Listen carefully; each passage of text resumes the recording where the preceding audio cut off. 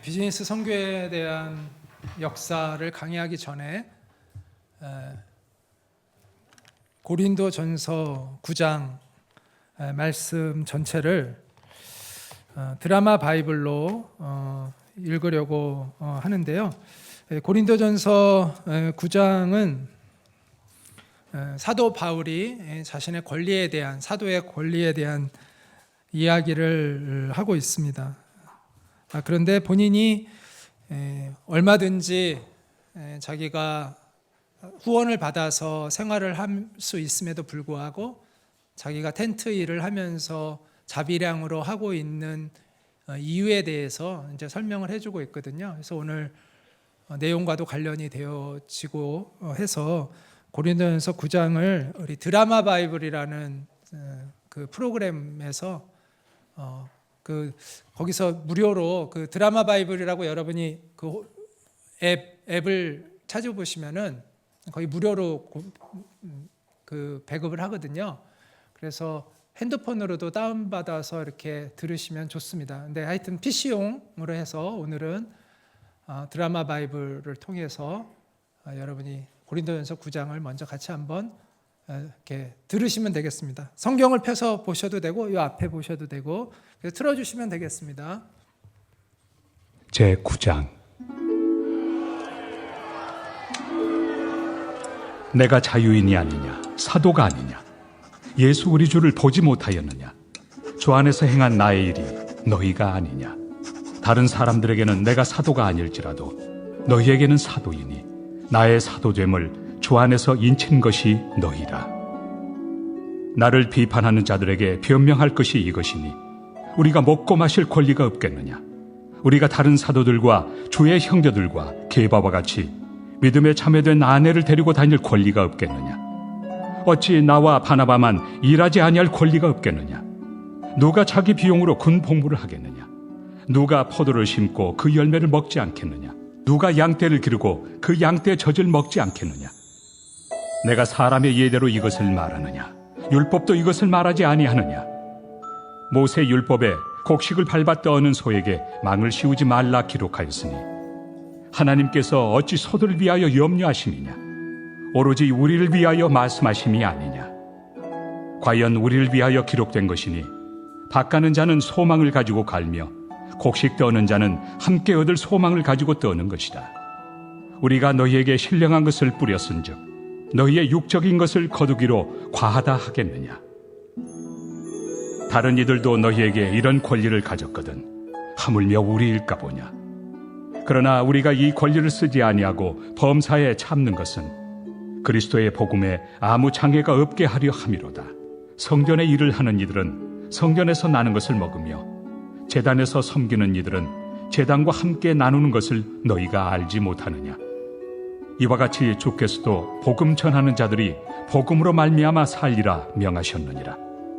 그러나 내가 이것을 하나도 쓰지 아니하였고 또 이 말을 쓰는 것은 내게 이같이 하여 달라는 것이 아니라 내가 차라리 죽을지언정 누구든지 내 자랑하는 것을 헛된 대로 돌리지 못하게 하리라.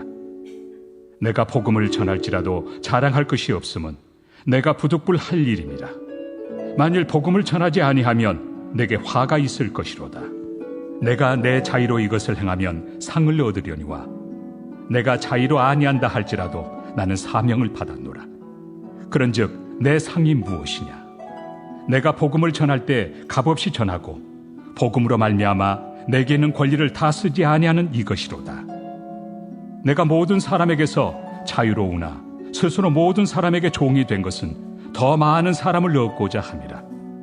유대인들에게 내가 유대인과 같이 된 것은 유대인들을 얻고자 하며 율법 아래 있는 자들에게는 내가 율법 아래 있지 아니하나 율법 아래 있는 자같이 된 것은 율법 아래 있는 자들을 얻고자 하며 율법 없는 자에게는 내가 하나님께는 율법 없는 자가 아니요 도리어 그리스도의 율법 아래 있는 자이나 율법 없는 자와 같이 된 것은 율법 없는 자들을 얻고자 함이라. 약한 자들에게 내가 약한 자와 같이 된 것은 약한 자들을 얻고자 하며 내가 여러 사람에게 여러 모습이 된 것은 아무쪼록 몇 사람이라도 구원하고자 함이니 내가 복음을 위하여 모든 것을 행함은 복음에 참여하고자 함이라. 운동장에서 다름질하는 자들이 다 달릴지라도 오직 상을 받는 사람은 한 사람인 줄을 너희가 알지 못하느냐. 너희도 상을 받도록 이와 같이 다름질하라. 이기기를 다투는 자마다 모든 일에 절제하나니 그들은 썩을 승리자의 관을 얻고자 하되 우리는 썩지 아니할 것을 얻고자 하노라.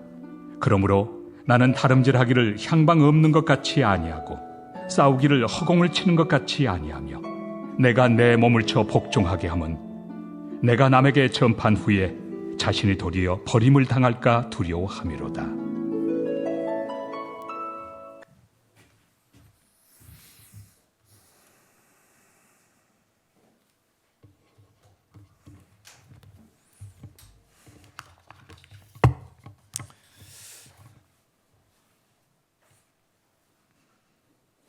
네, 화면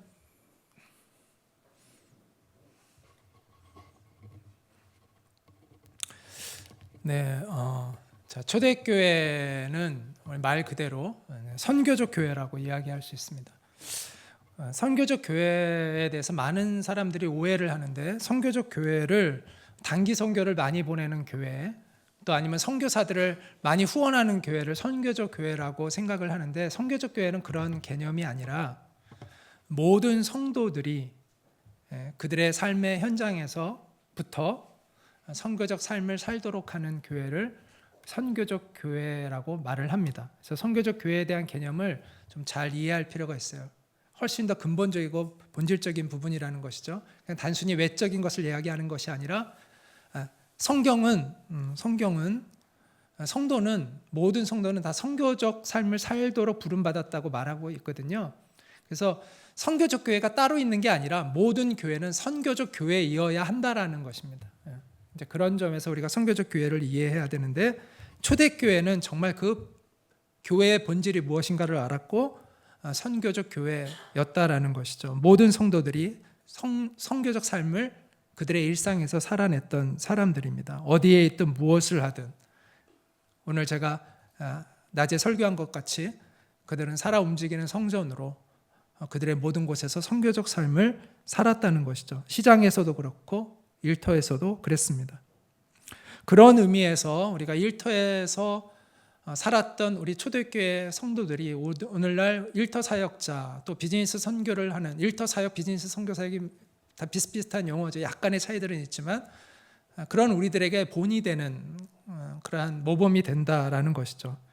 오늘날로 말하면 그들은 일터 사역자였고 비즈니스 선교사, 우리가 이제 비즈니스 애즈 미션이라고 비즈니스 선교를 얘기하고 그걸 BAM이라고 줄여서 이야기하고, 거기에다가 이제 비즈니스 선교하는 사람들을 우리가 배머 이렇게 얘기하거든요. BAM, ER을 붙여서 우리가 배머라고 얘기하는데, 그들이 배머의 그런 좋은 모델이었다라고 이야기할 수 있습니다.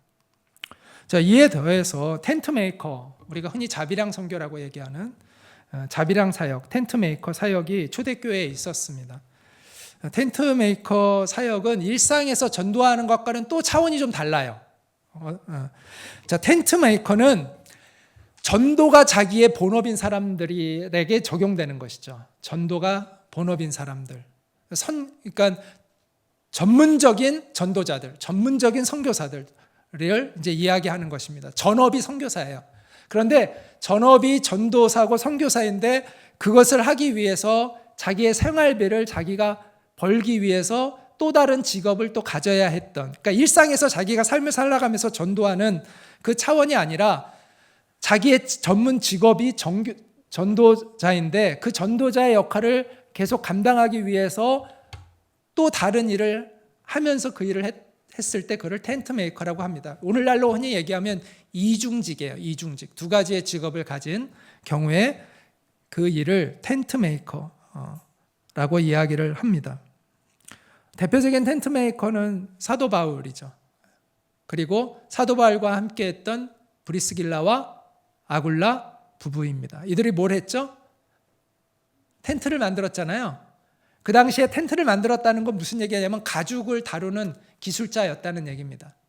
텐트를 가죽으로 만들었기 때문에, 그래야 이제 비도 안 맞고, 그래서 그 가죽을 잘 다루는 기술을 가지고 이제 텐트를 만드는 일을 하면서 그들은 자기들의 비용, 생활비를 충당을 했습니다. 사도 바울이 자비랑 선교를 했던 이유를 성경은 두 가지의 예가 나오는 두 가지로 이야기하는데, 첫째는 바울이 복음을 전하는 것을 사람들에게 신뢰감을 주기 위해서 그렇게 했다라고 얘기합니다.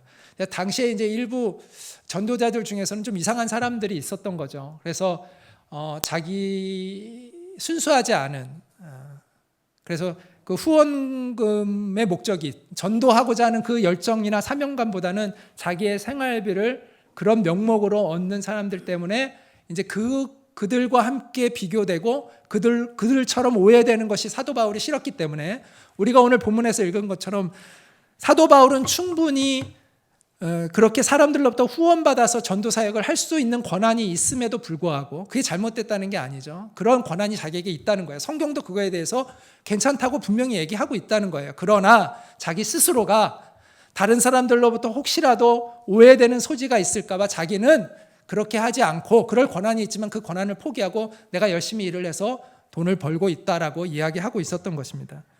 그래서 오늘 본문을 다시 한번 이렇게 보면 사도 바울이 11절부터 15절에, 현대전서 9장 11절부터 15절에 이렇게 얘기합니다. 우리가 너희에게 신령한 것을 뿌렸은즉 너희의 육적인 것을 거두기로 과하다 하겠느냐? 다른 이들도 너희에게 이런 권리를 가졌거든 하물며 우리일까 보냐? 그러나 우리가 이 권리를 쓰지 아니하고 범사에 참는 것은 그리스도의 복음에 아무 장애가 없게 하려 함이로다. 성전의 일을 하는 이들은 성전에서 나는 것을 먹으며 제단에서 섬기는 이들은 제단과 함께 나누는 것을 너희가 알지 못하느냐? 이와 같이 주께서도 복음 전하는 자들이 복음으로 말미암아 살리라 명하셨느니라. 그러나 내가 이것을 하나도 쓰지 아니하였고 또 이 말을 쓰는 것은 내게 이같이 하여 달라는 것이 아니라 내가 차라리 죽을지언정 누구든지 내 자랑하는 것을 헛된 대로 돌리지 못하게 하리라. 이런 이유로 사도 바울은 텐트 메이커를 했습니다. 자, 둘째, 사도 바울이 텐트 메이커를 했던 또 하나의 이유는 게으른 성도들에게 열심히 일해야 된다는 본을 보여주고 싶어서 그랬다라고 이야기를 하고 있습니다. 자, 이 말씀을 우리 같이 한번, 다 잘 보이세요? 근데 글씨가? 네, 잘 보이는군요. 다행입니다. 같이 한번 읽겠습니다. 시작.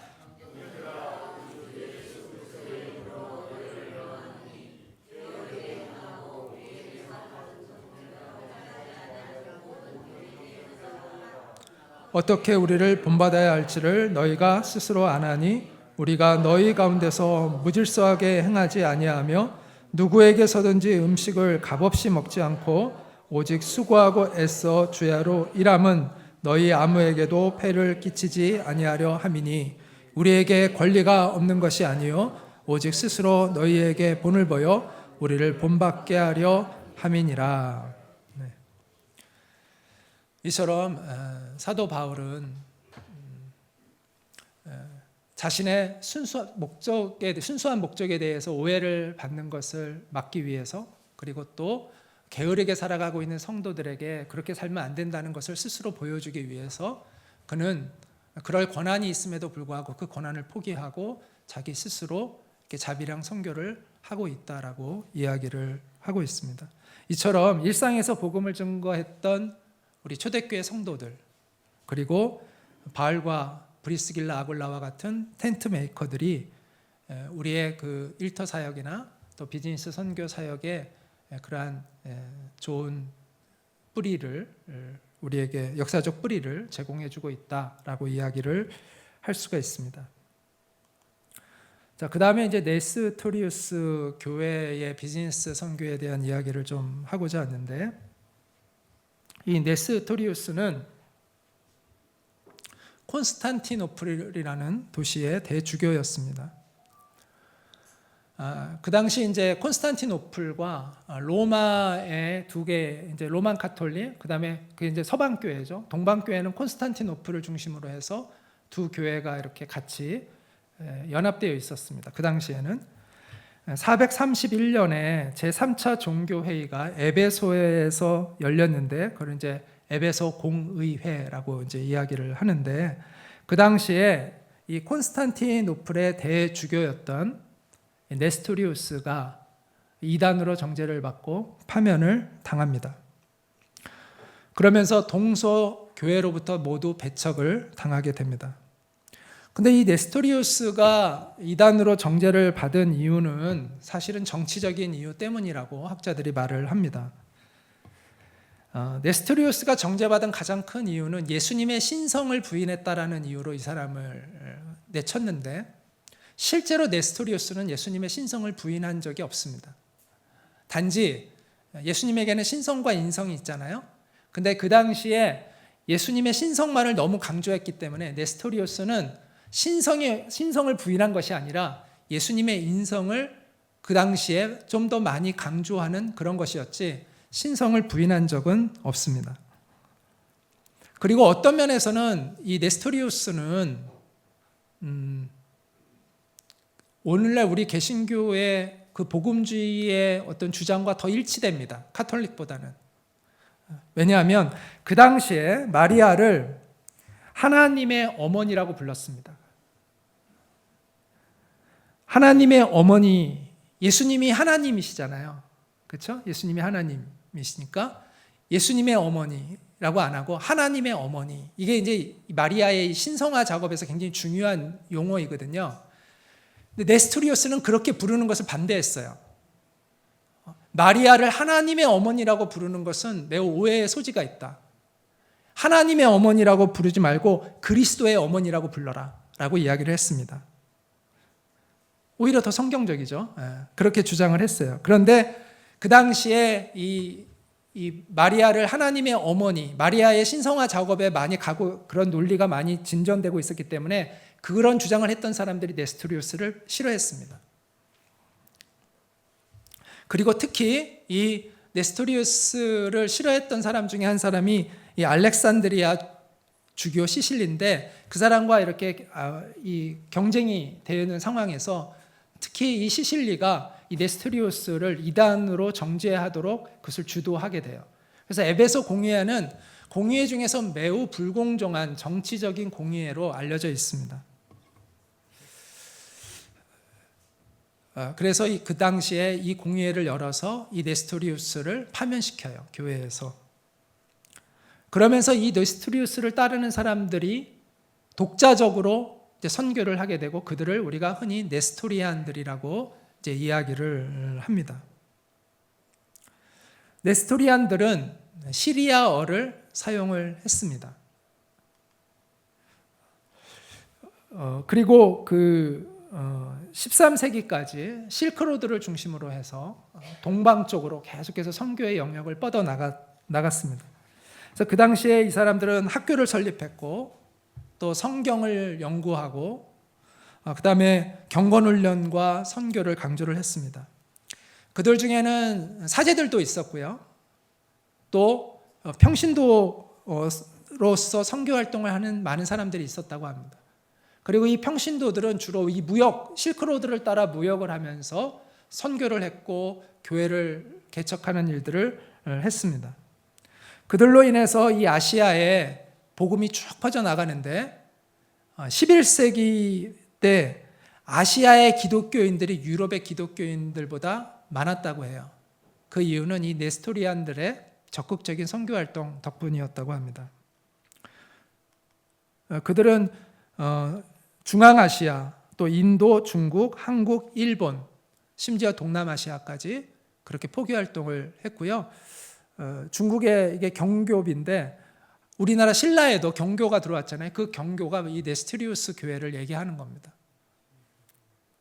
그래서 7세기에 이미 기독교가 한국 땅에 왔어요. 그들은 이 실크로드를 따라서 곳곳에 교회들을 세웁니다. 여기는 이제 여행객들이 와서 쉴 수도 있었고, 여기에서 또 성경도 같이 공부할 수 있었고 그랬던 곳입니다.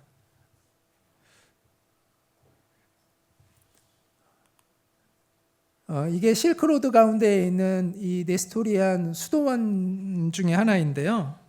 동방견문록이라는 책을 쓴 이탈리아의 상이 마르코 폴로가 그의 그 책에서 바그다드에서 베이징에 이르는 실크로드에 네스토리우스파들이 세운 예배당이 줄지어 있었다라고 이야기를 하고 있습니다.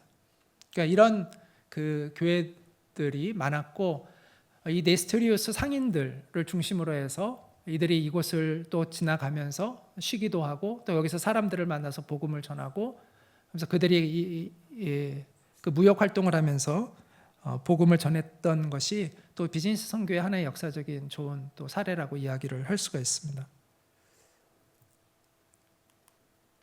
자, 이제 윌리엄 캐리인데, 윌리엄 캐리는 선교의 아버지라고 흔히 불리는 그런 사람이죠. 윌리엄 캐리는 구두 수성공이기도 했고, 또 염색 공장의 지배인이기도 했고, 출판업을 하기도 했고, 번역가이기도 했고, 나중에 교수도 했고요.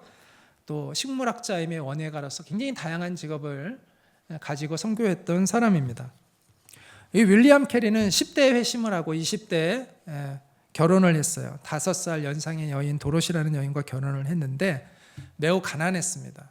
그가 구두수송공으로서 일을 하면서 생계비를 벌었고, 근데 학구열이 굉장히 높았대요. 그래서 열심히 성경을 배워가지고 침례교 목사가 되었습니다. 당시 교인들은 선교에 대한 열정이 없었습니다. 예수님의 지상 명령은 사도들에게 주어진 것이라고만 생각을 했어요. 그래서 선교를 그 당시에는 그리스도인들이 선교에 대한 사명이 없던 그런 시대였습니다. 근데 이 사람이 성경을 읽으면서 그것이 아니다라는 것을 본인은 확신하게 돼요. 그래서 1792년에 이런 책을 하나 쓰게 되는데, 이방인들을 구원하기 위하여 기독교인들이 강구해야 할 수단들을 찾아봄이라는 긴 제목의 논문과 같은, 작은 소논문과 같은 책을 쓰게 됩니다. 이 책이 이제 논리적으로 왜 선교를 해야 되는지, 그리스도인들이 왜 선교해야 되는지를 쭉 이야기를 하고 있는데, 이거를 통해서 많은 그리스도인들이 다시 깨닫게 됩니다. 선교가 하나님께 받은 사명이구나. 그 당시에 이제 침례교 연합회에서 이 윌리엄 캐리가 설교를 했는데, 그때 우리가 많이 들었던 이 유명한 이야기를 이 사람이 이렇게 하죠. 하나님께로부터 위대한 결과를 기대하십시오. 하나님을 위해 위대한 일을 시도하십시오. 그래서 이 설교에 감명을 받은 침례교 목사님들이 모여가지고 침례교 선교회를 만들게 됩니다. 그래서 이 윌리엄 캐리를 첫 선교사로 파송을 합니다. 인도의 캘커타로 보내게 됩니다. 콜카타라고도 하고 캘커타라고도 하죠. 오른쪽 끝에 있죠. 네. 저곳에 이제 윌리엄 캐리가 1793년 11월 10일 아내와 또 동역자 가족들 몇 사람과 함께 도착을 합니다. 그 당시에 이쪽에 실권을 누가 잡고 있었냐면 네덜란드의 동인도 회사가 잡고 있었습니다. 동인도 회사라는 걸 많이 여러분 들어보시죠? 과거에 동인도 회사는 식민 지배를 하기 위해서 이렇게 국가적으로 이제 만들었던 그런 회사이죠. 그래서 그 동인도 회사들을 통해서 식민 지배를 경제적으로 또 같이 연결해서 공고하게 했던 그러한 그 회사들이 이제 동인도 회사들인데, 나라마다 이제 동인도 회사들이 있는데, 네덜란드도 영국도 동인도 회사를 만들고, 근데 이 네덜란드 동인도 회사가 거기를 장악하고 있었습니다. 근데 윌리엄 캐리가 전도하는 것을 원하지 않았어요. 그래서 윌리엄 캐리가 이들로부터 추방을 당할까봐 내륙 안으로 들어가게 됩니다. 그 내륙이 미드나포르라는 내륙으로 들어가는데, 여기에서 이게 인디고라는 식물인데 남색 물감을 만들어내는 식물입니다. 이 식물을 재배하는 것의 감독자로 그 사람이 가게 돼요. 그래서 거기서 그 벵갈어, 인도의 그 서부에 있는 벵갈어를 배우게 돼서 이 벵갈어로 그 사람이 처음으로 성경을 번역을 합니다. 윌리엄 캐리가. 그런데 그곳에서 안타깝게도 아들을 잃어요. 아들 2명 중에 1명을 잃습니다. 그리고 도로시가 이 인도에 와가지고 좀 정신적으로 이렇게 불안정하고 정신병에 걸려서 좀 시달렸는데, 이 아들이 죽는 것이 큰 충격이 되어서 이제 돌이킬 수 없을 정도로 악화가 되고, 그 이후에는 이제 계속해서 온전하지가 못했다 그래요. 그래서 굉장히 힘들게 살았는데, 이것을 그러한 아픔이 있었고요. 또 교회를 개척을 했는데 5년 동안 단 1명의 개종자도 얻지 못했습니다. 그래서 완전히 절망감에 빠지죠, 윌리엄 캐리가. 그러다가 1800년에 이 사람이 이 미드나포르를 떠나서 세란포르라는 곳으로 가게 됩니다. 캘커타 위쪽에 보면 세란포르라고 되어 있잖아요. 이 세란포르라는 지역에 가게 됩니다. 이 세란포르를 갔던 이유는 캘커타는 그 당시에 네덜란드의 동인도 회사가 지배하고 있었는데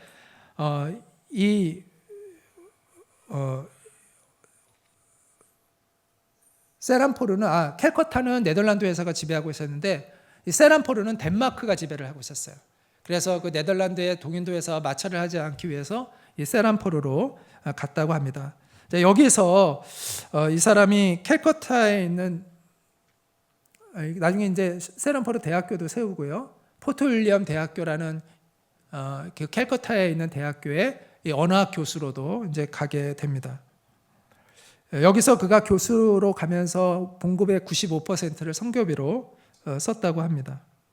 그리고 신약 성경을 여러 종류의 언어로 번역을 해서 당시에 그 산스크리트어라는 그 산스크리트어의 전문 학자가 되었고 그 사람이 아주 좋은 문법책도 산스크리트어 문법책도 이 사람이 두꺼운 문법책을 냈다고 합니다. 이 사람이 이 세란포르에서 두 명의 아주 좋은 동역자들을 만나게 되는데 조슈아 마시맨이라는 사람과 윌리엄 워드라는 사람인데 이 마시맨은 언어학자이고 번역가였어요. 그래서 성경을 번역하는 데 큰 도움을 주었고요. 그다음에 윌리엄 워드 이 사람은 인쇄업자예요. 그래서 성경을 그 당시에 이제 인쇄하고 또 전도하기 위한 속죄자를 만드는 그 공장의 모든 일들을 이 윌리엄 워드가 주관해서 그것들을 다 이렇게 했습니다. 그래서 윌리엄 캐리, 이 조슈아 마시맨, 윌리엄 워드라는 이 세 사람이 아주 호흡이 좋았대요. 그래서 거기서 아주 풍성한 사역의 열매를 거두게 됩니다. 그래서 아까 얘기한 그 세란포르 대학도 세우게 되고 거기서 이제 신학생들을 배출을 하게 되고요. 그 다음에 교회도 성공적으로 교회 개척을 해가지고 자급자족 되어지는 교회로 이렇게 성장을 하게 됩니다. 또한 이 윌리엄 캐리가 이 인도의 악법을 개정하는 데도 큰 공헌을 했다고 합니다. 그 당시에 겐지스강에서 갓난 여자아이들을 희생제물로 바치는 그 인신제사죠. 제가 전에 한번 그 인신제사에 대한 이야기를 한 적이 있는데 고대에는 이제 그런 사람을 갖다 제물로 바치는 일을 했던 거죠. 지금도 인도에서는 그런 일들이 있다고 하더라고요. 근데 그 당시에는 얼마나 심했겠어요. 근데 그런 것을 금지하는 법을 만드는데 또 윌리엄 캐리가 공헌을 했고 또 남편이 죽으면은 그 남편의 시체를 화장하는 그 장작더미에 과부를 또 그 아내를 갖다 죽이는 일들이 그 당시에 자행되고 있었는데 그걸 금지하는 법을 만드는 데에도 윌리엄 캐리가 공헌을 많이 했다고 합니다. 윌리엄 캐리는 자비량 선교에 대해서 이런 이야기를 했습니다. 우리는 자비량 정신을 선교 활동의 필수 불가결한 원리로 삼았다. 그러므로 실현 가능한 시기에 선교사들은 전체적으로 또는 부분적으로 자신의 노동으로 재정을 충당해야 한다. 이렇게 이야기를 했다고 합니다. 자, 이제 모라비안에 대한 이야기를 좀 하고자 합니다. 자, 모라비안은 실제로는 윌리엄 캐리보다 선교를 먼저 시작했습니다. 60년 전에 엄청 먼저 시작을 한 거죠.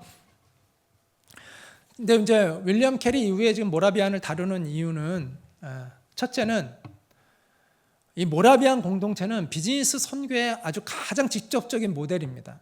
윌리엄 캐리보다 더 아주 우리가 모델로 삼아야 될 만한 그런 사례이고 우리 비즈니스 선교를 하는 사람들은 이 모라비안에 대해서 모르면 안 되거든요. 그래서 모라비안을 뒤에 다루기도 하고 또 하나의 이유는 모라비안은 윌리엄 캐리가 시작되기 60년 전부터 선교를 했고 윌리엄 캐리가 죽고 나서도 윌리엄 캐리가 활동할 때도 활동을 했고 윌리엄 캐리가 죽고 난 이후에도 한참 동안을 계속해서 선교를 했던 단체입니다.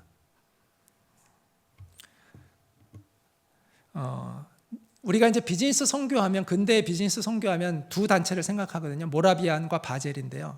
모라비안 공동체와 바젤 선교회를 이야기를 합니다. 근데 바젤 선교회는 모라비안이 활동한 나중에 스위스 바젤에서 다다음 주에 제가 강의할 때 이제 이야기를 하겠지만 그때 이제 그 모라비안의 영향을 받고 그들이 나중에 시작을 하는데 그들이 한 1930년까지 바젤이 활동을 했거든요. 근데 모라비안은 바젤이 끝날 때 그때까지도 계속 활동을 했어요. 그러니까 굉장히 오랫동안 거의 200년 동안 아주 적극적인 선교 활동 또 비즈니스를 중심으로 하는 선교 활동을 했던 단체가 모라비안입니다. 그래서 모라비안을 빼놓고는 비즈니스 선교의 역사를 이야기할 수 없을 정도예요. 그래서 이 모라비안에 대한 이야기를 하고자 합니다. 자, 모라비안에 대한 공동체를 이야기하려면 이 존 후스라는 사람에 대한 이야기에서부터 출발을 해야 되는데 이 존 후스는 얀 후스라고도 하고요. 존 후스라고도 하는데 이 사람은 지금의 체코 공화국이 된 보헤미아의 종교 지도자였습니다. 이 사람은 루터보다 1세기 앞섰던 사람이에요. 그러니까 루터보다 100년 전 사람이에요. 우리는 루터가 종교개혁을 했다고 흔히 알지만 물론 이제 루터로 인해서 종교개혁이 강력하게 일어나서 많은 사람들에게 종교개혁의 영향이 일어났지만 실제로 루터보다 훨씬 전에 종교개혁적 사상을 가졌던 사람이 이 존 후스입니다. 이 사람은 1372년에 태어났고 30살에 사제가 되었는데요. 그 당시 체코에서 원래 그 천주교에서는 라틴어로 설교를 원래 했었죠. 아주 얼마 그 캐톨릭 사제들이 일반적인 언어로 설교한 게 얼마 안 됩니다. 그렇게 오래되지 않아요. 근데 이 사람은 그 당시에 라틴어로 설교를 하지 않고 그 당시에 체코어로 설교를 했다고 합니다.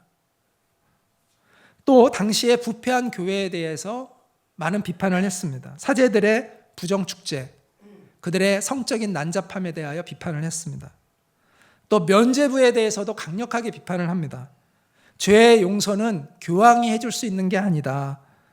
또 선한 행위로 죄의 용서가 되는 게 아니다. 오직 믿음을 통한 하나님의 은혜로 되는 것이다 라는 것을 강조했던 게 존 후스입니다. 또 교황의 말이 성서의 권위를 앞설 수는 없다. 그 당시에 그런 이야기를 했고요. 교회의 머리는 교황이 아니라 그리스도다라고 이렇게 이야기를 그 당시에 이미 했습니다. 그게 얼마나 미움을 받았겠어요? 그래서 로만 카톨릭으로부터 파문이 되고요. 이 사람은 그 당시에 이제 신성 로마 제국의 황제인 지기스문트라는 사람인데 이 사람이 존 후스에게 이제 종교 재판에 나와서 네가 변호해라라고 이제 이렇게 유혹을 합니다. 그래가지고 내가 안전 보장해 줄게 와서 네가 네 변호 억울한 거 얘기해라고 이제 불러놓고서는 바로 투옥을 시키고 그 사람에게 변호할 기회를 주지 않습니다. 그래서 이 사람이 화형을 당하게 되는데 그때 화형을 하면서 네가 너의 주장을 철회하면 이제 풀어주겠다라고 이야기하니까 그때 이 존 후스가 이렇게 얘기했다고 합니다. 나에게는 순간의 형벌을 피하는 것보다 죽는 것이 더 좋은 일이며 영원한 수치를 당하는 것보다 불 속으로 던져지는 것이 더 유익하다. 그런 일들은 바로 나를 주님의 팔에 던지는 것이 되기 때문이다 라고 이렇게 이야기를 하고 죽었습니다. 그의 머리에 이렇게 막 종이가 쓰여져 있잖아요. 거기에 이단의 괴수라는 글귀와 또 날뛰는 악마의 그림이 그려진 종이 모자를 씌워서 화형으로 그를 죽였습니다. 그 이후에 이제 이 사람을 따르던 사람들이 일어나게 됩니다. 그래서 여기 체코에 보면은 오른쪽은 모라비아 지역이고 왼편은 보헤미아 지역인데요. 이 모라비아와 보헤미아 지역에서 이 존 후스를 따르는 개혁 신앙을 가진 사람들이 이제 일어나게 되고 그들이 이제 전쟁을 일으킵니다. 그 카톨릭에 맞서 가지고 전쟁을 일으키게 되는데 그걸 이제 후스 전쟁이라고 하는데요. 그 당시에 이제 이 사람을 따르는 많은 일파들이 이제 생기게 되어지고요. 여기 보면 이제 그들을 이제 유니타스 프라투룸이라고 해서 그 이제 의미는 연합 형제단이라는 뜻입니다. 연합 형제단이라는 뜻인데 보헤미아 형제단이 있었고 또 모라비안 형제단들이 있었고 이런 형제단들이 생기게 되고요. 이게 이제 그들이 핍박 가운데 조누스가 이제 보면 사진에 보면 이게 조누스가 화형당하는 모습부터 그들이 이렇게 숨어서 피신하면서 산속에서 예배를 드리는 모습, 자기네들의 공동체가 세워진 이러한 히스토리들이 이렇게 담겨져 있는 그림이거든요. 이제 이 안에 이제 이들이 이러한 그 일파를 이루게 됩니다. 이들이 이제 형제단이라고 흔히 부르게 되는 것이죠. 이 형제단 중에서 18세기에 독일로 그들의 신앙을 지키기 위하여 피신해 온 사람들이 모여서 그 헤르누트라는 곳에 이제 머물게 되는데 그것이 이제 우리가 흔히 얘기하는 모라비안 공동체가 그 헤르누트 공동체를 이야기를 하는 겁니다. 그 당시에 이제 모라비안 형제단 교회의 예배 모습이라고 하고요. 이 형제단이 30년 전쟁과 연관이 있습니다. 이 30년 전쟁은 유럽에서 굉장히 그 여러 나라들이 같이 얽혀가지고 서로 간에 정말 오랫동안 서로 간에 피 흘리는 전쟁을 치렀습니다. 그 당시에 거의 뭐 세계 전쟁이라고 할 만한 그런 전쟁이었다고 합니다. 이게 이제 로마 카톨릭과 신교들 사이의 전쟁이었어요. 1617년에 보헤미아의 왕위에 오른 카톨릭 교도인 페르디난트 2세가 카톨릭의 절대 신앙을 강요합니다. 이제 그러면서 개신교 귀족들이 반란을 일으키고 이제 여기에서 이제 카톨릭을 지지하는 나라들과 개신교를 지지하는 나라들이 서로 이제 이 독일을 중심으로 해가지고 그 땅에서 주로 이제 이 전쟁이 일어나요. 신성 로마 제국에서 주로 전쟁이 일어나게 됩니다. 그러다가 1648년에 그 평화 조약이 맺어지면서 이제 전쟁이 끝나요. 사실은 이 평화 조약은 개신교의 승리라고 볼 수 있습니다. 왜냐하면 개신교 나라들에게 외교권과 자율권이 주어지게 돼요. 이거를 통해 가지고. 그래서 종교적인 자유가 공식적으로 그 나라들에게 인정이 돼요. 그런데 보헤미아나 모라비아에 있던 이 체코에 있던 사람들에게는 이게 자유가 해당이 안 되는 거예요. 어떤 규정이 있었냐면 그 나라의 왕이 가진 종교를 따른다예요. 결론은. 그런데 안타깝게도 이 체코의 왕은 카톨릭이니까 오히려 모라비안과 그 보헤미아 지역에 있는 개신교들에게는 이제 선택의 기로가 없는 거예요. 카톨릭으로 개종하든지 아니면 망명하든지. 거기에서 이제 망명을 택하고 독일로 간 사람들이 이 작센이라는 주에 요즘은 섹손이라고도 이렇게 이 지명을 이렇게 많이 하는데 영어에서는 그렇게 읽더라고요. 근데 이 작센이라는 독일의 작센주에 있는 이 진첸도르프 백작의 땅으로 이들이 피신을 오게 됩니다. 사실은 이 사람의 할머니가 받아준 거래요. 할머니가 그 당시에 이제 아주 경건주의 신앙을 가지고 있었던 마음씨 착한 이 친첸도르프의 할머니가 그 사람들이 너무 불쌍하니까 그 당시에 이제 10명의 피난민이 왔는데 어른이 6명, 아이들이 4명. 이 사람들을 보호해 주기 위해서 땅을 허락해 주고 거기에서 머물게 해줬어요. 그러면서 그곳 이름을 헤른후트라고 이름을 줬는데 헤른후트의 뜻은 하나님의 피난처라는 뜻이에요. 그래서 주님이 보호하시는 곳이라는 그런 뜻입니다. 근데 이제 재밌는 게 이게 지금 헤른후트의 모습인데 과거랑 거의 비슷하죠. 거의 달라진 게 없죠. 느낌이 비슷합니다. 우리는 워낙 이게 이제 다 이렇게 바뀌고 하니까 그런데 이렇게 시골 마을들 같은 데는 거의 예전이나 지금이나 큰 변화는 없는 것 같아요. 이러면서 이 최초의 10명의 피난민들이 오고 그러면서 이제 그 주위에 이제 알던 사람들에게 연락이 되고 너희도 이곳에 와라 해가지고 사람들이 점점 모여들게 되면서 한 300명 정도의 모라비안들이 이곳에 오게 됩니다.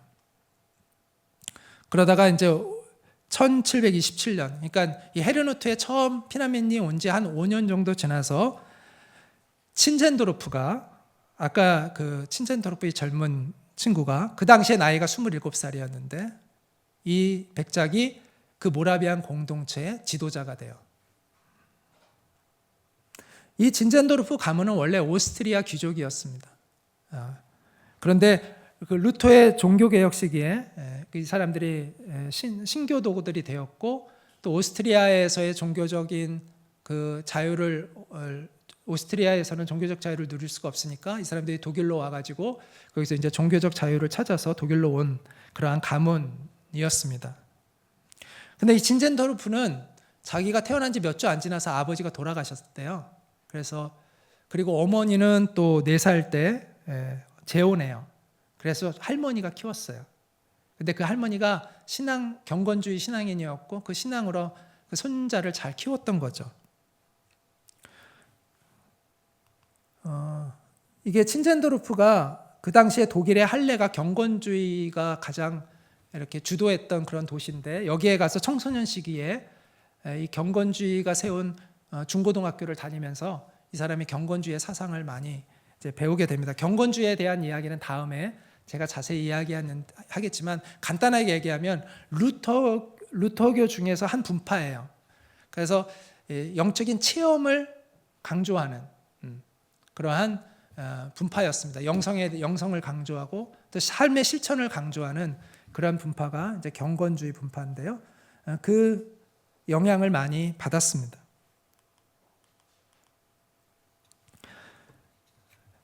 이 진젠도르프가 원래는 신학을 하고 싶었대요. 그런데 가족들이 왜 반대했는지는 모르겠지만 가족들이 반대를 해서 신학을 할 수 없었고, 이 사람이 나중에 법률가가 됩니다. 그래서 그 자기의 고향 작센에 돌아와서 법률가로 하고 있을 때 모라비안 교도들을 받아들이게 되고, 그것이 계기가 되어서 이 사람이 그 공동체의 지도자가 되게 됩니다. 그 당시에 내부적인 갈등이 굉장히 심했답니다. 일단은 모라비안들은 경건주의가 아니거든요. 그래서 진젠도르파의 이런 사상도 좀 달라요. 그래서 그런 갈등도 있었고, 그들 안에서의 많은 여러 가지 갈등들이 있었어요. 그래서 굉장히 이런 갈등들이 많았는데 1727년 5월 12일에 이 사람들이 브래들리 어글리먼트라고 여기 되어 있는데, 브라덜리 어글리먼트, 형제 선서라는 것을 만들어냅니다. 이게 뭐냐면은 자기들이 무엇을 함께 같이 추구해야 될 것인가에 대한 자기의 그 신앙, 자기들이 함께 믿는 신앙에 대해서 정리를 해요. 그래서 42개의 조항으로 이루어진 자기의 신조들을 정리해서 같이 사인을 합니다. 그러면서 이제 우리가 이것을 추구한다라는 것을 이제 함께 같이 협약을 하게 된 거죠. 그러면서 이 헤르누트 공동체가 질서를 찾게 되었다고 하고요. 실제적으로는 뭐 이렇게 사람들이 뭐 조약을 했다고 되어지는 건 아니잖아요. 강력한 성령의 역사를 경험하게 됩니다. 그래서 이 모라비안 형제단들에게는 성령 강림절이 있어요. 이게 1727년 8월 13일. 그러니까 그들이 형제 선서를 하고 나서 한 3개월 정도 후에 이 성령 강림절이 그들에게 있었던 거죠. 성령의 강력한 체험이 있게 되는데, 그들이 이제 기도하고 있는데 성령의 임재를 경험하게 되고 그들이 회개하게 되고 그들이 서로 화해하게 되는 일들이 일어나게 됩니다. 그때 재미있는 건 그 모임에 2명의 장로가 빠졌었대요. 딴 데를 가 있었대요, 지방에. 그래서 이 사람들이 기도하면서 그 장로들이 우리에게 주신 이 은혜를 똑같이 경험할 수 있게 해달라고 기도를 했대요. 그러고 나서 2주 후에 그 장로들이 돌아왔는데 놀라운 보고를 해요. 같은 날 비슷한 시간에 그들이 어디에 가서 같이 기도하고 있다가 그들도 똑같은 걸 경험하게 돼요. 똑같은 성령의 임재를 경험하게 되고 거기서 회개하게 되고, 그래서 자기들도 야, 우리가 받은 이 은혜를 우리 공동체의 다른 사람들도 다 받았으면 좋겠다, 서로 그랬다는 거예요. 근데 그날 와서 보고를 하는데 이게 같은 날 같은 시간에 그들이 서로 똑같은 체험을 하게 된 것을 보고 그들이 이제 굉장히 놀라게 되고 더욱더 이제 하나가 되는 그러한 기회가 됩니다. 그러면서 이제 이 헤르누트 공동체, 모라비안 공동체는 굉장히 완전히 새로운 공동체로 거듭나게 됩니다. 그것이 계기가 되어서 24시간 기도 운동이 이제 하게 돼요. 그래서 24명의 남자 성도와 24명의 여자 성도가 하루에 1시간씩 교대로 끊이지 않고 기도하는 것을 하게 돼요. 이 기도 운동이요, 100년 동안을 합니다. 24시간 기도 운동을. 그래서 24시간 기도 운동이 모라비안으로부터 나왔거든요. 그 기도 운동에 참여했던 사람들이 그 당시에 77명이 이 기도 운동에 참여를 했다고 합니다. 그리고 이들은 예배를 하루에 3번씩 드렸다고 해요. 그리고 예배를 드릴 때 찬송을 계속 반복해서 찬송하는 것이 특징이었다고 해요. 지금 중국 교회들이 보통 중국 교회들이 찬송 계속 오랫동안 반복하고 그랬잖아요. 그냥 비슷했던 것 같아요. 그리고 신젠도르프는 설교하면서도 자주 찬송을 불렀다고 하고 철야기도를 한 달에 한 번씩 철야기도를 했고 철야기도 때 사람들이 와서 전도 보고를 이렇게 했다고 합니다. 자, 모라비아는 소그룹이 강력하기로 또 유명한데 그 당시에 그들의 소그룹을 뭐라고 불렀냐면 밴드라고 불렀어요. 예, 밴드. 네이버 밴드 생각나시죠? 예, 그 밴드가 이 모라비아 안에서부터 이미 나온 거예요. 그 당시에 그 소그룹을 밴드라고 했고요. 3명에서 한 8명 정도의 작은 소그룹들을 만들어서 그들이 이제 매일마다 그들은 경건의 일기를 썼고 그것들을 그들이 서로 나누면서 일주일에 한 번씩 그 소그룹을 해가지고 그때 그걸 나눴다고 합니다. 그리고 그 소그룹 대표들이 또 모이는 연합회가 있었어요. 그래서 이것이 이제 나중에 다음에 제가 또 이야기하겠지만 이 모라비안에게 영향을 받은 사람이 요한 웨슬레인데 이 요한 웨슬레가 속회를 만드는데 이 모라비안의 소그룹이 많은 영향을 주었다고 합니다. 자, 이러한 영적인 부흥들을 통해서 헤르누트르의 공동체는 600명으로 성장을 하게 됩니다. 근데 그 당시에 루터 교회는 이 모라비안 공동체를 좀 특이하게 봤어요. 너무 좀 약간 좀 색깔이 너무 다른 거죠, 자기네들랑. 그래가지고 이단으로 이렇게 생각하는 사람들이 많았습니다. 그래서 이 친젠도르프가 일부러 루터교 목사가 되었어요. 그럼에도 불구하고 논란이 계속이 돼요.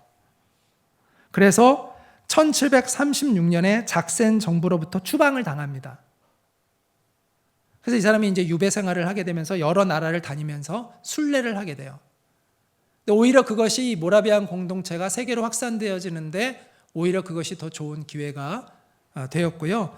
많은 그 선교사들이 또 파송이 되었고 또 이 친젠도르프도 실제로 선교 활동을 많이 했다고 합니다. 그래서 그 당시에 별명이 순례하는 백작이라고 이렇게 별명이 붙였다고 합니다.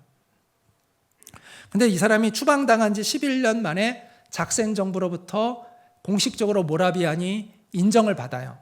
인정을 받아서 정식으로 명예를 회복하고 이 사람이 다시 정상적으로 교회에 돌아와서 이제 그 공동체가 계속 그곳에서 유지를 하고 지도자의 역할을 했습니다. 하지만 이 진젠도르프의 말년은 그렇게 평탄하지 않았다고 합니다. 재정이 다 파탄났고 선교 활동에 너무 많은 돈을 쓰고 그렇다고 해서 이 사람은 비즈니스에는 별로 재주가 없는 사람이었고 그냥 돈을 쓸 줄만 아는 사람이었던 것 같아요. 그래서 재정이 굉장히 파탄이 됐고 많은 빚에 시달렸다고 합니다. 또 자신의 후계자로 여겼던 25살의 아들을 폐병으로 잃습니다. 그래서 큰 슬픔을 겪게 되고 또 몇 년 있다가는 그의 평생의 동역자였던 아내를 잃게 됩니다. 그래서 그 아내를 잃은 후에 그 공동체에 있는 다른 여인과 재혼을 해서 한 3년 정도 있다가 이 사람이 열병에 걸려서 죽게 돼요. 친젠도르프가. 그 모라비안이 선교에 끼친 그 영향은 대단합니다. 이 친젠도르프가 선교에 적극적으로 참여하게 된 계기가 있는데 1731년도에 그 당시에 친척 중에 덴마크 국왕이 있어가지고 그 국왕의 즉위식에 참여했다가 거기에서 서인도 제도에 있는 한 흑인 노예를 만납니다. 근데 이 흑인 노예가 자기의 고향에 흑인 노예들이 있는데 그 노예들에게 내가 가서 전도하고 싶은데 나를 후원해 줄 사람을 찾고 있다라는 이야기를 듣고 그 노예들에 대한 상황을 쭉 들으면서 이 진젠도르프가 큰 감동을 받습니다. 그리고 돌아와가지고 헤르누트르에 돌아와서 자기의 동료들에게 선교에 대한 도전을 이제 하게 됩니다. 그 도전에 대한 반응은 매우 뜨거웠습니다. 그래서 모라비안 형제단 중에서 2명의 선교사가 처음으로 서인도로 파송을 하게 되고요. 이게 1732년입니다.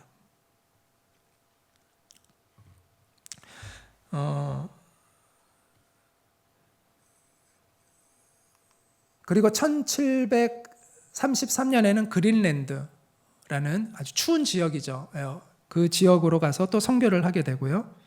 그다음에 1735년에는 남아메리카의 수리남에 또 선교사들이 파송되고요. 1737년에는 아프리카 남부 지역에, 1740년에는 북아메리카와 스리랑카 지역에 또 파송이 됩니다. 또 1742년에는 중국에, 1747년에는 페르시아에, 1754년에는 자메이카에 파송이 됩니다. 그리고 1756년 과테말라, 안티구아.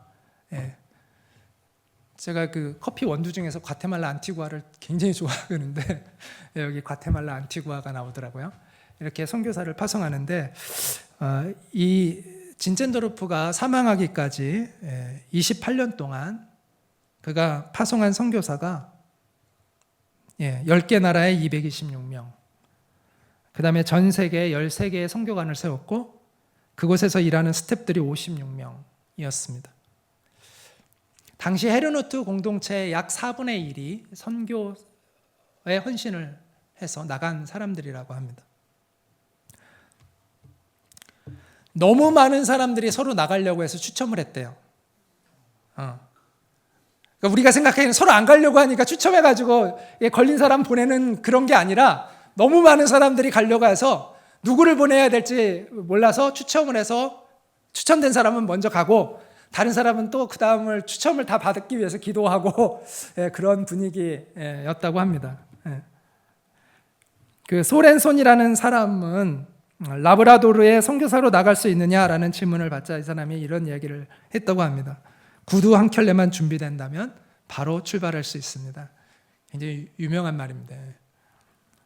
이 정도로 그 당시에 모라비안들이 얼마나 선교의 열정을 가지고 있었는지를 알려주고 있는 일화이죠. 진젠도르프가 죽은 후에도 모라비아는 활발한 활동을 했습니다. 결코 이 진젠도르프로 인해 죽은 이후에 쇠퇴한 게 아니에요. 더 활동을 적극적으로 해요.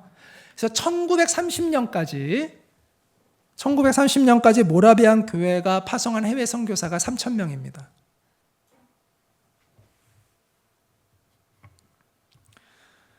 이 모라비안 공동체가 매우 특별한 게 뭐냐면 윌리엄 캐리는 단독 선교를 했잖아요. 거의 그 작은 팀이 있죠. 근데 공동체가 선교에 대한 열정을 가지고 선교 운동을 일으킨 최초가 모라비안입니다. 초대교회 이후로 없어요. 초대교회 이후로. 그 전에 선교사들이 없었던 건 아니에요. 선교사들이 다 있어요. 있지만 그 사람들은 그냥 개인적으로 소명을 받아서 가는 거 정도예요.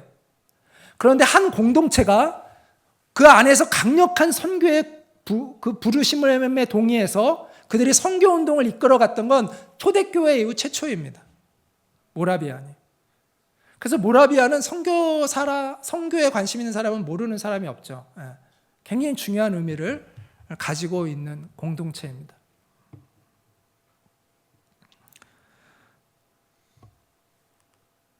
자, 우리가 조금 더 디테일하게 들어가면 1732년에 서인도 제도로 2명의 파송된 사람이 있었다고 하는데 바로 이 두 분입니다. 레오나르도 더버와 데이빗 니츠만이라는 이 두 사람이 갔는데 이 레오나르도 더버는 토기장이었고 데이빗 니츠만은 목수였습니다. 그 당시에 서인도 제도를 지배하고 있던 서인도 제도는 이제 남미 미국과 남미 그 사이에 있는 작은 그 섬들 쭉 많잖아요. 지금의 하이티 같은 나라가 그곳에 있잖아요. 그쪽 지역을 이제 서인도 제도라고 합니다. 이 당시에 서인도 제도를 지배하고 있던 나라가 네덜란드였는데 네덜란드가 사탕수수 코코아 농장의 노동자들을 구하기 위해서 매년 10만 명씩 아프리카 노예들을 거기에 강제로 데리고 와서 일을 시켰어요. 모라비안 선교사들이 복음을 전했던 사람들이 바로 그 흑인 노예들입니다. 그래서 이것을 그 네덜란드 사람들이 이 모라비안 선교사들을 굉장히 많이 협박했대요. 전도하지 못하도록 협박을 하고 그럼에도 불구하고 심지어 감옥에도 가두기도 했고 그럼에도 불구하고 이들은 멈추지 않고 계속해서 흑인 노예들에게 복음을 전했습니다. 그래서 수만 명의 흑인들이 모라비안 교도가 되었습니다. 지금 버진 아일랜드에 아직도 남아있는 모라비안 기념교회입니다. 이 사람은 아까 그린랜드라고 이야기했는데 그린랜드는 얼음으로 뒤덮인 지역이죠. 북쪽에 있는 거의 북극 가까이에 있는 그러한 곳입니다. 여기에 간 사람이 크리스천 데이빗이라는 이 사람을 지도자로 해서 3명의 사람이 함께 이곳에 처음으로 갔습니다. 갈 때 사람들이 너희들 다 얼어 죽을 거다, 또 살해당할 거다 이렇게 이야기를 했대요. 실제로 많은 사람이 죽었습니다. 그렇지만 이 사람들은 주저하지 않고 갔고 에스키모인들과 무역 거래를 했고 그러면서 생활비를 벌면서 그 에스키모인들에게 복음을 전했습니다. 그러면서 첫 개종자가 나타났는데 카이아 나크라는 개종자가 생겼습니다. 그의 전도로 모든 가족이 복음을 전해 듣게 되었는데 에스키모인들이 그 소식을 듣고 분개해 가지고 와서 그 가족들 가운데 그 이 사람의 처남을 살해를 해요. 그렇지만 그 가족들은 거기에 굴하지 않고 끝까지 믿음을 잘 지켰다고 합니다. 그래서 이곳에서도 많은 복음의 역사가 있게 되고 에스키모인들 중에 구원받는 이들이 많게 되었습니다. 그런데 그만큼 희생도 많이 컸다고 해요. 그래서 글로 항해하며 가다가 죽은, 배가 자초되어서 죽은 선교사들도 있었고요. 또 너무 추워서 그곳에서 굶주리고 또 추위 때문에 죽은 사람들도 많았다고 합니다. 이 사람이 이제 복음 전하고 있는 모습을 그림으로 그려놓은 거고요. 이 사람은 조지 스미트라는 사람인데 아프리카 최초의 모라비안 선교사로 간 사람입니다. 이 사람은 남아프리카 지역의 케이프 지역으로 갔습니다. 그래서 코이코이족에게 복음을 전했고요. 5명의 최초의 개종자들을 얻었습니다. 그런데 그 당시에 그 보호인들을, 지금도 보호인들이라고 하죠. 그 남아프리카에 정착해 있는 그 네덜란드인들을 보호인이라고 하는데 그 보호인들이 이 사람을 방해해서 이 사람이 어쩔 수 없이 거기서 쫓겨갑니다. 추방을 당해서 돌아오게 됐는데 그 후에 50년 정도 돼서 다시 선교사들이 가게 됐는데 모라비안 선교사들이 가서 깜짝 놀랐대요. 왜냐하면 그 5명의 개종자들이 스스로 복음을 전한 거예요. 그래서 그 안에서 계속해서 교회들이 세워지고 복음의 역사들이 일어나고 있는 것을 보고 깜짝 놀랐다고 합니다. 그래서 이 모라비안들이 거기에 더 이제 도전을 받아서 그 이후에 많은 모라비안 선교사들이 그곳에 오게 되고 학교들도 세우고 선교센터도 세우고 그래서 수만 명의 사람들이 복음을 듣고 전도되었다고 합니다. 여러분이 잘 아는 윌리엄 윌버퍼스, 노예제도를 없앤 영국의 정치인이죠. 이 윌리엄 윌버퍼스가 모라비안 공동체에 대해서 이런 평가를 했습니다. 그들은 그리스도의 사랑을 견고하고 명백하게 보여줌에 있어서 그리고 그리스도를 섬기는 열심과 열정에 있어서 모든 이들보다 뛰어났다. 그들이 지닌 열정은 신중함과 결합되어진 열정이었고 온유함 속에 표현되어지는 열정이었다. 그리고 어떤 위험도 극복해내는 용기와 어떤 고난도 이겨내는 고요한 확신을 지니고 있었다.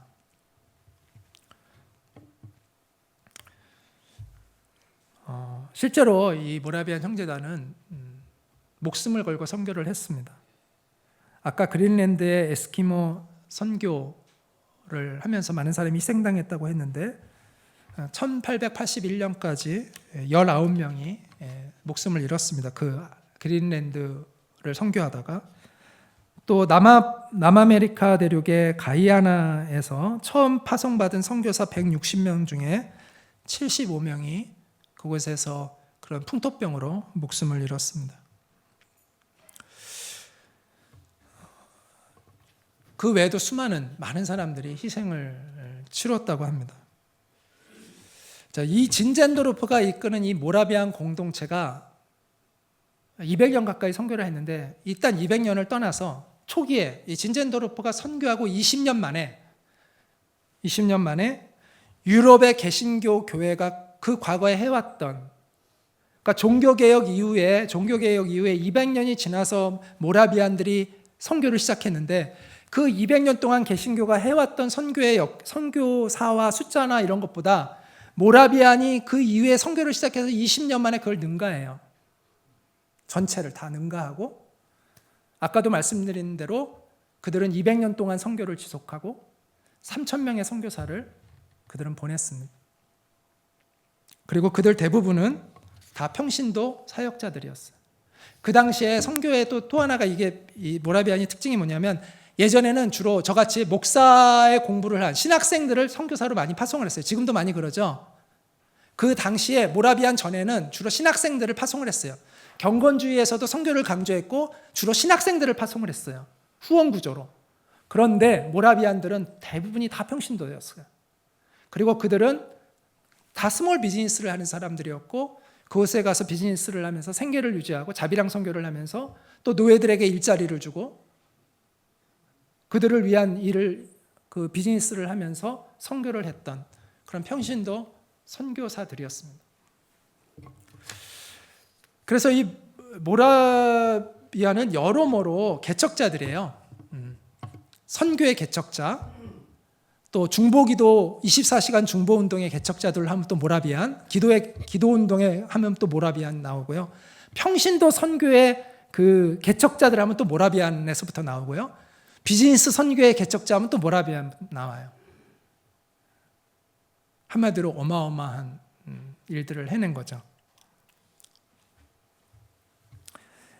지금도 사람들이 비즈니스와 선교를 이렇게 통합시키는 걸 어려워하잖아요. 지금도 사람들이 헷갈려하고, 지금도 그게 말이 되느냐 이런 사람도 있고, 지금도 그게 가능하냐라고 말하는 사람이 있는데, 이들은 훨씬 전에, 이미 200년 전에 그들은 이미 비즈니스와 선교를 통합해서 사역을 했습니다. 그리고 그들은 노예를 수단으로 당연히 여기던 그 시대에 노예들을 위해서 사역을 했습니다. 그들을 위해서 비즈니스를 펼쳤습니다. 그들을 위한 인권과 그들을 위한 복지를 생각하는 비즈니스를 했습니다.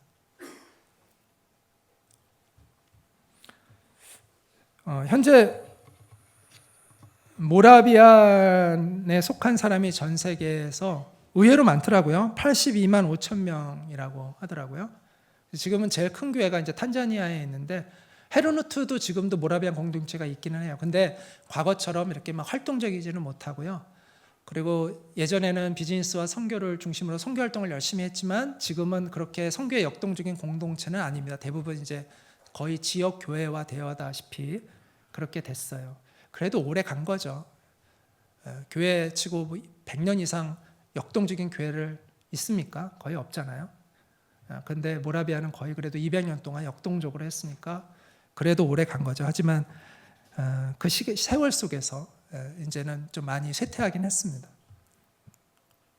어떤 신학자가 그들에 대해서 이렇게 얘기했습니다. 그들은 자신들이 소유한 능력에 비해서 가장 위대한 일을 이룬 사람들이다. 모라비안 형제단 하면은 제가 막 이렇게 일부러 찾아서 그렇지 친젠도르프 외에는 유명한 사람이 아무도 없어요. 여러분 친젠도르프는 좀 들어보셨죠? 예. 근데 다른 사람은 아무도 모르잖아요. 저도 몰랐어요. 일부러 막 찾으니까 찾는 거지 유명한 사람이 하나도 없어요. 그리고 그들은 그렇게 큰 비즈니스를 했던 사람들도 아니에요. 그냥 자기 기술을 가지고 아주 조그만 가게들을 운영하면서 그 일을 하던 사람들이에요. 그런데 그들은 선교의 역사를 새로 쓴 사람들입니다. 그들의 예배, 그들의 기도, 그들의 소그룹, 그들의 선교에 대해서 오늘날은 주목합니다. 왜 그럴까? 왜 하나님이 그렇게 하실까? 이 모라비안을 주목하게 하실까? 왜 그럴 것 같아요? 모라비안과 같은 공동체가 필요한 시대라는 것이죠.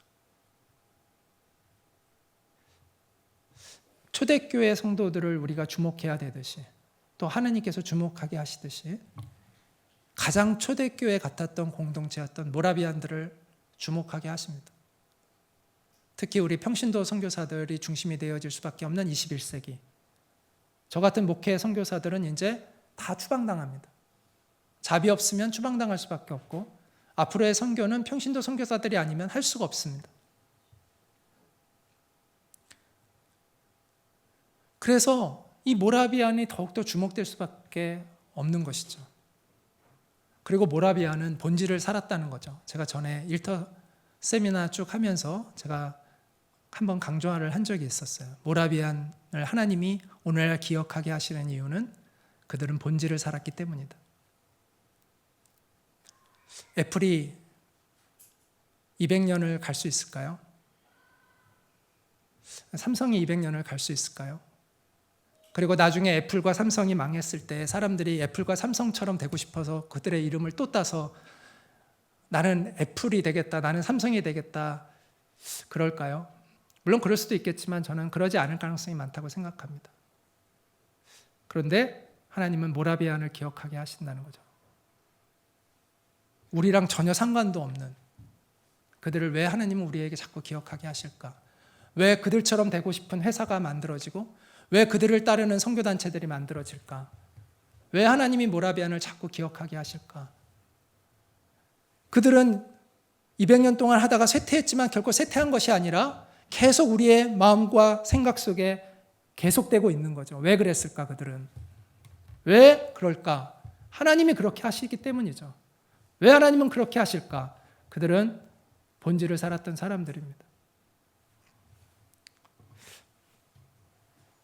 오늘날도 이런 본질을 사는 공동체가 필요하다고 생각합니다. 우리 주사랑교회가 그런 공동체가 되어지기를 축복합니다. 네. 이 모라비안들의 그 인장이 있어요. 인장에는 이렇게 쓰여져 있습니다. Our lamb has conquered. 우리의 어린 양이 승리하셨다. Let us follow him. 우리가 그를 따르자. 이것이 그 모라비안들의 구호였다고 합니다. 승리하신 어린 양을 우리가 따르자. 용사는 승리를 확신하는 사람들이겠죠. 용사는 승리를 확신하는 사람들입니다. 모라비안 형제단은 믿음의 용사들이었습니다. 그들은 승리를 확신하고 있었고, 그래서 어느 누가 표현한 대로 위험에 맞서는 용기와 불굴의 의지로 그들은 주님을 끝까지 따랐습니다. 우리도 승리하신 주님을 따라서 전진해 나갈 수 있는, 그래서 온 열방이 우리 주님께 돌아올 때까지 우리가 주님의 나라의 선교를 펼쳐나갈 수 있는 우리 모두가 될 수 있기를 바랍니다.